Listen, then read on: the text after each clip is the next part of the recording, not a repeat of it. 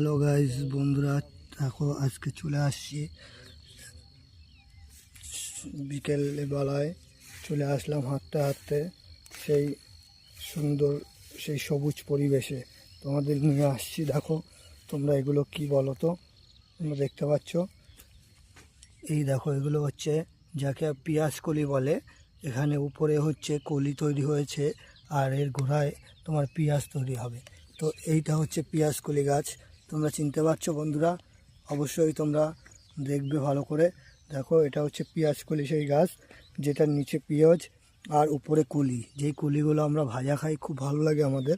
আর একটা জিনিস তোমাদের আপডেট দেবো, মাঠে যার জন্য আসছি, তোমাদের এখানে সুন্দর গোলাপ ফুল গাছ হয়েছে। দেখো সুন্দর গোলাপ ফুল গাছ, ভালো করে দেখো কোনটা কীরকম গোলাপ হবে সেটা আমিও বুঝতে পারছি না। তো দেখো তোমরা কেমন লাগছে অবশ্যই।